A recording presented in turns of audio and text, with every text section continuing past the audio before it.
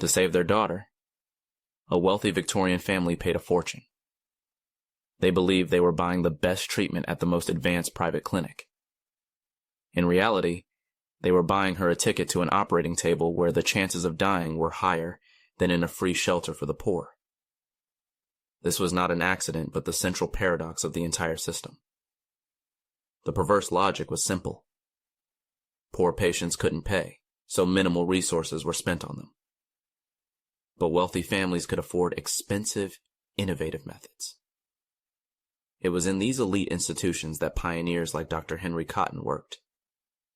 His theories demanded radical surgical intervention, and it was affluent patients who became the testing ground for his experiments. The mortality rate from hysterectomies, used to treat disobedience, reached 40% in such clinics. It was almost Russian roulette with a scalpel. This paradox is just the tip of the iceberg. But to understand the whole system, we must ask two key questions that shatter the official history of medicine. The first question: why did Victorian psychiatric asylums, armed with scientific theories, have a higher treatment mortality rate than medieval shelters where patients were simply isolated? Progress led to a monstrous regression.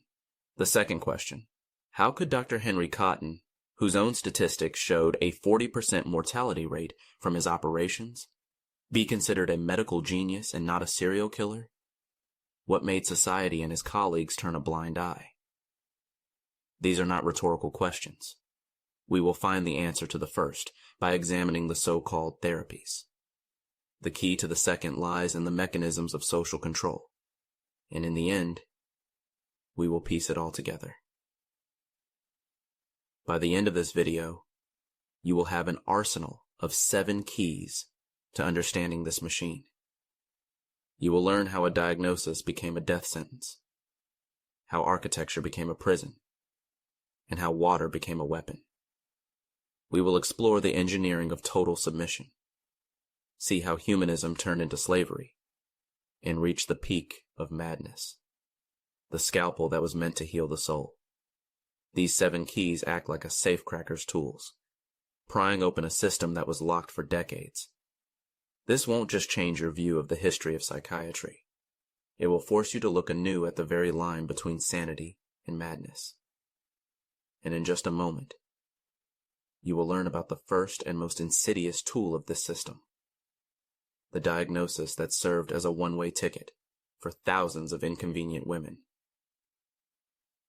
In the age of steam and electricity, the main tool of confinement was an idea born in the time of Hippocrates, the myth of the wandering womb. Victorian doctors called it hysteria and attributed hundreds of symptoms to it, from depression to a passion for reading novels, from insomnia to disobedience to a husband. This created an illusion of scientific validity. But here's what the archives hide.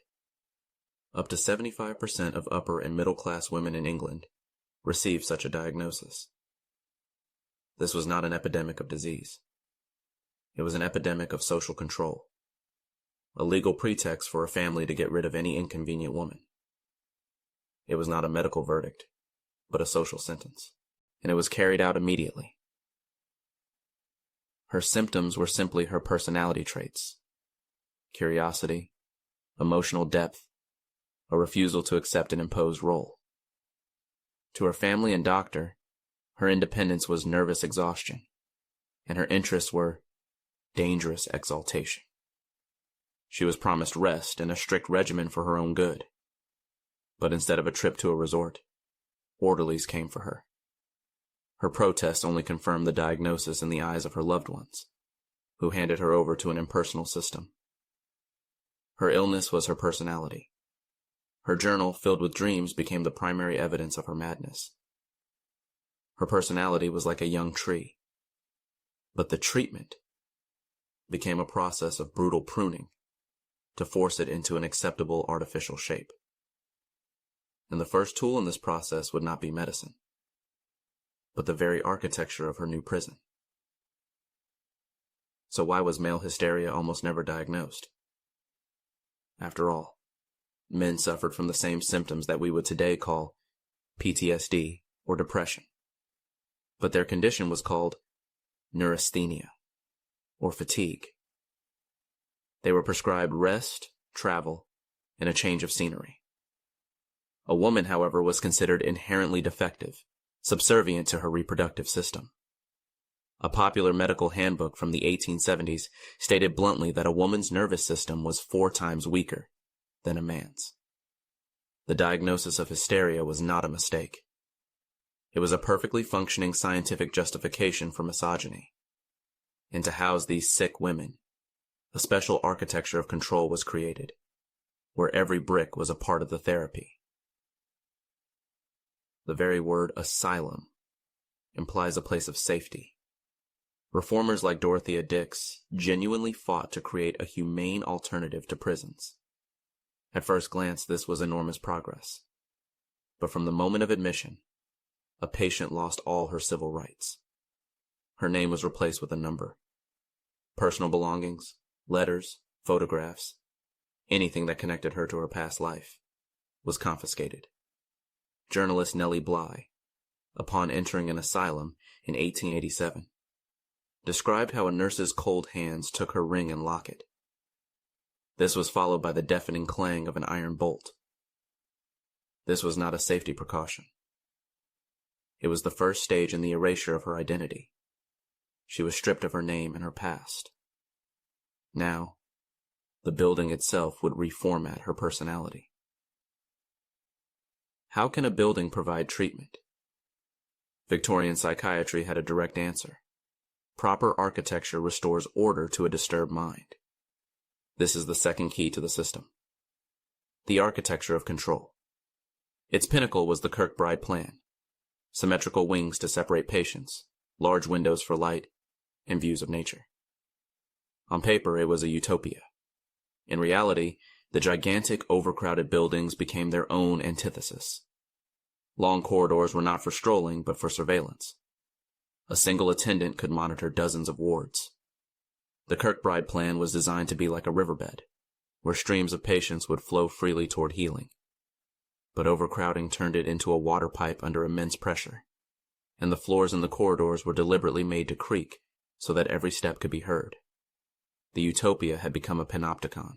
Within these walls, a strange rule was enforced. An almost complete absence of mirrors. The official reason was safety, to prevent a patient from breaking the glass and harming themselves. But this was merely a pretense. The true purpose was psychological.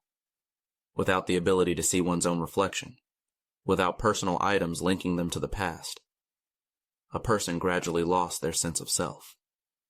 They ceased to perceive themselves as an individual. In the rules of Bedlam Hospital, Clause number 14 explicitly forbade patients from having any reflective surfaces to prevent morbid self-reflection. The patient had to forget who they were so the system could mold them into a submissive member of society. Survivors described the shock of seeing their own face for the first time in years and not recognizing it. Imagine being locked in an empty room. No windows, no furniture, no sounds. How long could you last? An hour? A day? For unruly patients, there were isolation rooms. The theory was that a lack of stimuli would calm an overexcited brain. In practice, it was a punishment for disobedience that could last for weeks. Prolonged sensory deprivation causes hallucinations and panic, which means it exacerbates madness, not cures it. The average punishment lasted 3 full days, often without food for the first 24 hours. The padded walls in these rooms were not for comfort, but to prevent a person from smashing their head. This was an assembly line for turning a person into a docile animal. The walls, the absence of mirrors, the isolation, these were all instruments of passive control, designed to slowly break the will of the majority. This environment was the backdrop, the baseline condition of the therapy. For many, it was enough to make them stop being a problem. But what happened to those whose spirits were not broken by the architecture? For them, the system had prepared the next active level of intervention. This was the transition from psychological pressure to direct physical violence, disguised as treatment. And here, the most ordinary things became instruments of torture. Water, the symbol of life, was turned into a weapon designed to break the body, just as the walls broke the spirit. The third key to the system: hydrotherapy. At first glance, it sounds harmless, even healing. But behind the scientific facade hid a sophisticated form of torture. Victorian doctors believed that madness was the result of an overheated or inflamed brain. Their logic was akin to trying to stop hiccups by scaring someone half to death. They believed a sudden temperature shock would reboot the nervous system. In practice, this meant patients were bound and submerged in ice water baths for 8 and sometimes even 24 hours. Or they were strapped to a wall and blasted for hours with powerful jets of water, like fire hoses. The goal was not treatment, but to drive a person to complete physical exhaustion, leaving them with no strength left to resist. When a young patient, frightened and disoriented, began to cry, her plea for help was immediately translated by the system into the language of diagnosis. It wasn't fear. It was a fit of agitation. They weren't tears, but a hysterical seizure. Her natural reaction became a pretext for treatment. Several orderlies would burst into the ward, forcibly undress her, and throw her into the icy water. To keep her from drowning, they covered her with a heavy canvas sheet with a slit for her head, tying it to the sides of the tub. This water-soaked canvas weighed over 40 pounds, pressing her body into the cold.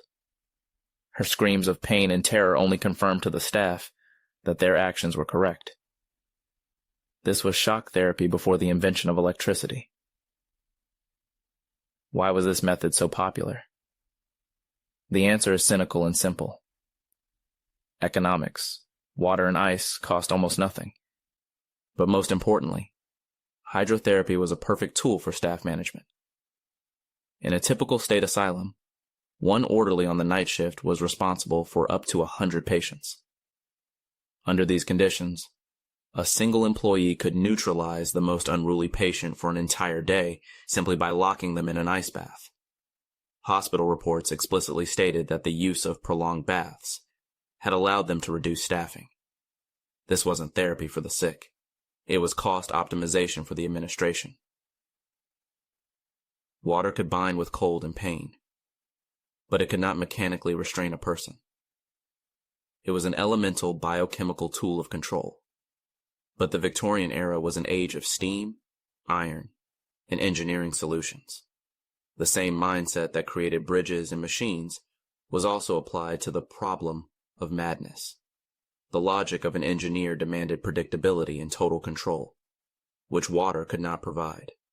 The result of this quest was the creation of a whole arsenal of restraining devices, whose names were the height of cynicism, and whose function was the embodiment of absolute physical submission. The fourth key: the engineering of total submission. Look at this device. A chair with restraints for the arms and legs and a solid wooden box that was placed over the head, plunging the person into absolute darkness. Its inventor, Dr. Benjamin Rush, called it the tranquilizer chair.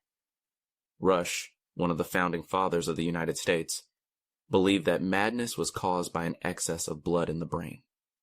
His theory was that complete immobilization and sensory deprivation would slow blood flow and reboot the nervous system. This was not an isolated device. It was an entire industry of suppression. Cage beds where people were locked in for the night, straitjackets made of coarse canvas, and complex systems of straps. The true goal was not tranquility. The goal was a state of learned helplessness. After several hours in such a chair, a patient would become completely submissive, willing to do anything to avoid a repeat of the torture. This was what they called healing.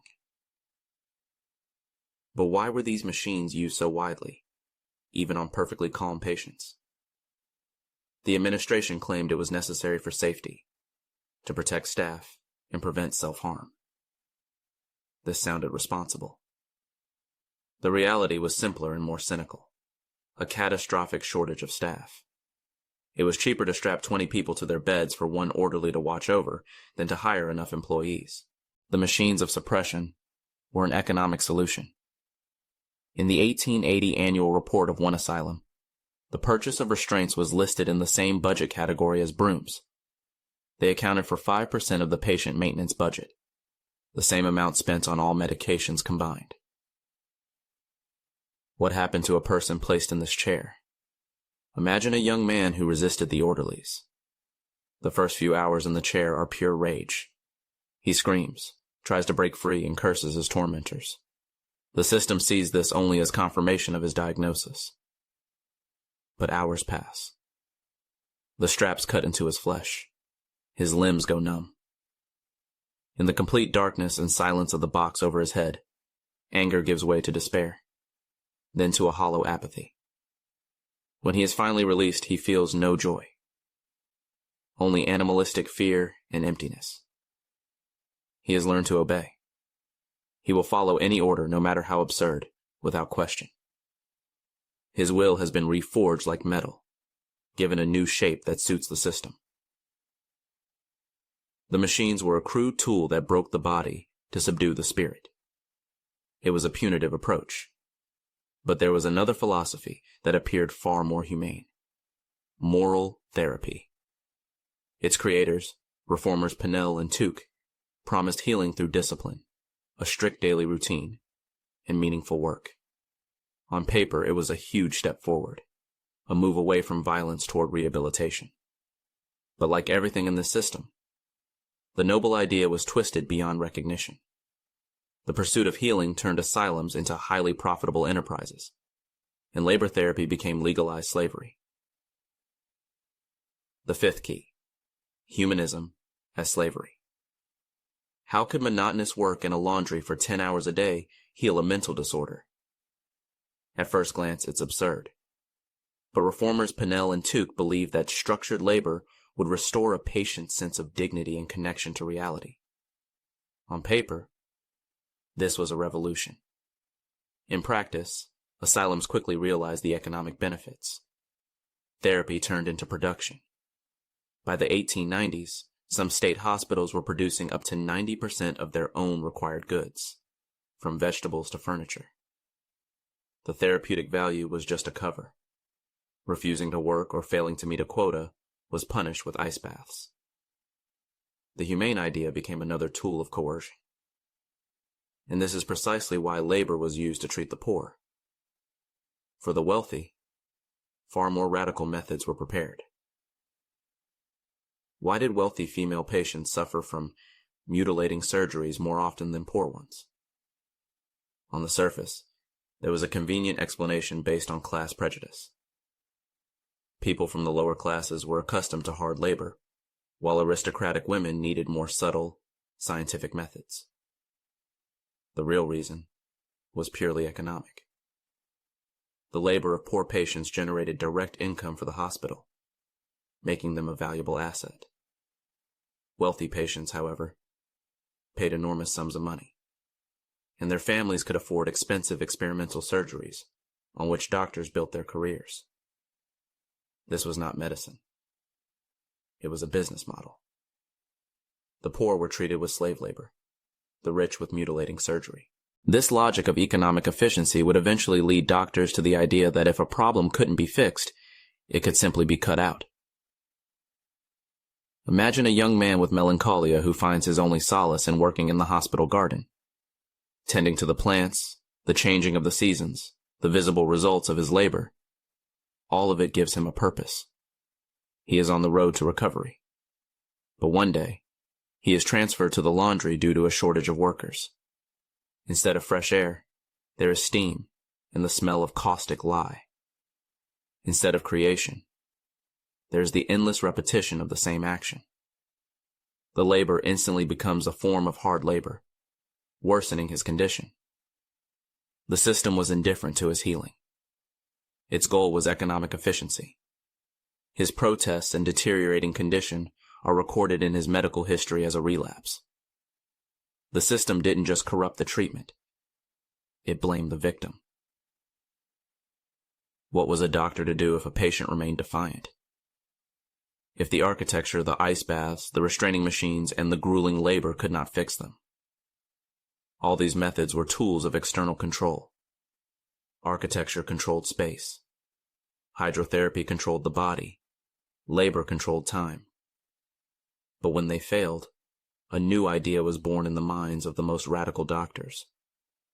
If the problem was not in the behavior, but deeper, inside the body, then the intervention had to be direct. If the source of madness could be located in a specific organ, it could simply be cut out. The scalpel was ready. All that remained was to find the infected organ. And everything came under suspicion. The sixth key, the scalpel versus the soul. At its core lay the simple and seductive focal infection theory of Dr. Henry Cotton. He argued that madness was merely a symptom of a hidden bacterial infection in the teeth, tonsils, or intestines. For an era that had just discovered the world of microbes, this sounded like a scientific breakthrough. The logic was ruthless. To cure the mind, one had to surgically remove the infected organ. He began by removing all of a patient's teeth. When that didn't work, he went further, removing tonsils, parts of the stomach, the spleen, and the colon. His theory worked like searching for a squeak in an old machine. If lubricating one part didn't help, the problem must be in the adjacent one. And so on, until the entire mechanism was dismantled. Cotton claimed an incredible success rate. 85% cured. It was a lie. Independent investigations revealed that the mortality rate from his operations was as high as 45%. He wasn't a genius. He was a serial killer hiding behind science. And that is precisely why his clinic became a magnet for desperate, wealthy families. So why wasn't he stopped? In the 1920s, Henry Cotton was a rock star of psychiatry. Newspapers wrote about him, and his hospital in Trenton, New Jersey, was considered the most advanced in the world. He offered what everyone desperately wanted: a simple, physical solution to the complex problem of madness. But most importantly, his patients were from America's wealthiest families, who paid colossal sums. This created a vicious cycle. The money of the elite gave his methods legitimacy and protected him from criticism. Cotton thrived, not in spite of the system, but because of it. He was its ideal product. By paying his bills, wealthy families were effectively funding the continued torture and murder of less protected patients in the public section of his hospital. Imagine your loved one is suffering. An luminary of science offers a risky but breakthrough method.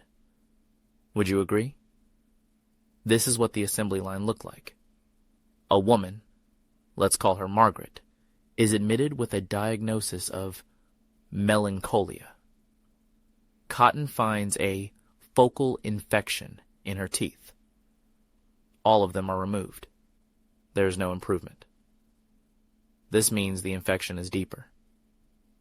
The next stage, removal of the tonsils, again, a failure. To Cotton, and this only proved that the source was simply located elsewhere. His logic was flawless to him and fatal to the patient. He performs an operation to remove part of her colon. Margaret dies from post-operative sepsis. On her death certificate, signed by the clinic's doctors, the cause of death is listed as death from complications caused by psychosis. The system not only killed her, it erased the evidence of its crime by blaming the victim. Over his career, Dr. Cotton authorized the removal of more than 11,000 teeth. This monstrous system seemed invincible. A vague diagnosis was the entry point. Architecture, water, machines, and labor were the tools of control. The scalpel was the final solution. The system diagnosed, treated, and certified death, concealing its own crimes. It was the judge, jury, and executioner. But this fortress had an Achilles heel. All its power rested on secrecy, on what happened behind its high walls and locked doors. What if someone could get inside, not as a patient, but as a witness, and return to tell what they saw? The idea seemed impossible. But that is exactly what happened. A young journalist named Nellie Bly feigned insanity to get into one of America's most terrifying asylums on an assignment from her editor determined to break the system from within. She walked into hell voluntarily. But would she be able to walk out? How could a 23-year-old perfectly healthy woman convince a panel of doctors of her insanity in a single night? Nellie Bly's plan was brilliant in its simplicity. She did not feign violent outbursts. Under the pseudonym Nellie Brown, she rented a room in a cheap boarding house for working women. There, in front of a mirror, she practiced a frightened, vacant stare for hours. At night, she caused a commotion, complaining of memory loss and fear. It was enough. With frightening ease, she was passed from police officers to doctors, and each subsequent expert merely confirmed the diagnosis of the previous one. They weren't seeking the truth. They were seeking confirmation. The system wasn't a diagnostic tool, but a sorting machine that only worked in one direction. In, the door slammed shut behind her. Her very first day on Blackwell's Island showed her that the reality was more horrific than anything she had imagined. She expected to see chains and screams. The physical horrors were evident. An ice-cold bath into which all patients were dipped one after another, without changing the filthy water, which had a temperature of about 40 degrees Fahrenheit. Spoiled food. Abusive nurses. But the real shock came from her conversations with the other women. To her horror, she discovered that many of them were perfectly sane. They were poor immigrants who didn't speak the language, widows who had been left homeless, women committed by jealous husbands. They weren't mad, just defenseless. The most terrifying thing was not the violence, but the complete lack of rights. The realization that your word meant nothing anymore. Nellie saw nurses choke and beat patients, then write in the logbook that the patient had a seizure. She realized that the walls of this hospital concealed murders. Immediately after her admission, she began to act completely normal. But why, then, was she not released? As soon as Nellie had gathered enough material, she stopped feigning. She behaved like a completely healthy person. But her attempt to prove her sanity was like trying to put out a fire with gasoline. When she complained about the conditions, the doctors wrote, agitated. When she behaved calmly, they saw improvement under the influence of treatment. Her normal behavior became, for them, just another confirmation of their diagnosis. She was trapped. Exactly 10 days later, as planned, a lawyer from her newspaper, the New York World, arrived at the asylum. He demanded her release. The staff's faces showed shock and panic. They realized who their patient really was. Nellie Bly walked out of the gates not as a cured patient, but as a victor. In her hands she held the truth. Dozens of stories that, in a few days, would explode on the pages of the newspapers. But what could one article do against a machine built over decades? The publication of her series of articles, 10 Days in a Madhouse, in October 1887, had the effect of a bombshell. Shock and outrage swept through New York and then the entire country. The illusion of humane treatment was shattered forever. But it wasn't just about emotions. A grand jury launched an official investigation. Nellie Bly herself participated as an expert witness. The budget for the Department of Public Charities and Correction was increased by $1 million, a colossal sum for the time. The most abusive nurses were fired. Nellie Bly's story proved that the system, which had seemed invincible, was afraid of the light. Her feat is one of the brightest parts of our history. We have seen how every cog in this machine of torture works. In the finale, we will assemble them all to see the entire mechanism and understand which of its parts continue to operate today. Now that we have passed through all 7 circles of this hell, let's assemble the machine. It was an assembly line. Its first element, the gateway into the system, was the diagnosis. Hysteria was not a disease but a legal weapon that legitimized all subsequent violence. Once this label was placed on a person, they were immediately put into the architecture of control. Long corridors, creaking floors, the absence of mirrors and personal belongings. It was all an environment engineered for suppression. This process was like soil erosion. The diagnosis was the first downpour, and the architecture was the constant wind that stripped away the personality layer by layer, leaving only a bare, defenseless core. Now we understand why the system was so effective at holding people. The very first step stripped them of all rights and their identity, making resistance nearly impossible. Upon this defenseless foundation, the system unleashed 3 pillars of discipline. Hydrotherapy broke the will through pain and temperature shock. The restraining chair did it through complete immobility and sensory deprivation. And forced labor did it through endless exhaustion and economic exploitation. Pain, immobility, exhaustion. These were not therapeutic but punitive practices, borrowed from the arsenal of prisons. And this provides a direct answer to the question asked at the beginning. Why did treatment kill more often than its absence? Because its goal was not healing, but the establishment of total control. When the objective is to break a person, not help them, any harm becomes not a failure, but proof of effectiveness. And this is why the system so fiercely defended its executioner heroes. Dr. Cotton's radical surgery was not an anomaly, but the logical apotheosis of the system. If external behavior could not be subdued, then the body had to be opened up and the wrong parts cut out. And now we can answer the second question. Why was Cotton considered a genius and not a murderer? Because a desperate society craved simple, scientific solutions. He offered exactly that. Find the root of the evil and excise it. He was needed as a myth, and for the sake of that myth, the system turned a blind eye to the monstrous mortality rate. But this monolith was not invulnerable. Nellie Bly's feat proved that a hermetically sealed system, incapable of self-reform, fears one thing: the truth getting out. Just 1 month after the publication of her articles in October 1887, a grand jury began an official investigation, an unprecedented speed for that time. We have seen how the system worked in the past. But the main question is, what of it remains today? The history of these asylums is a timeless warning about how easily science can become a justification for cruelty. We have seen 2 fundamental faces of this evil.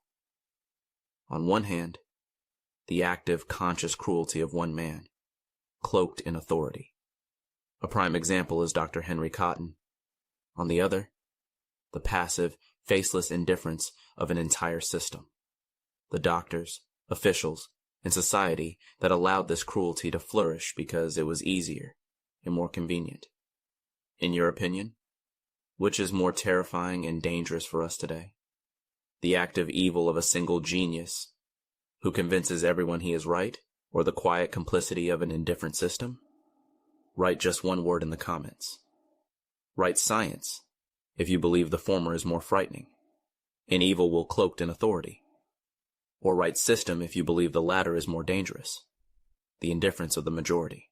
There is no right answer, but your choice will show which lesson from this story you consider most important.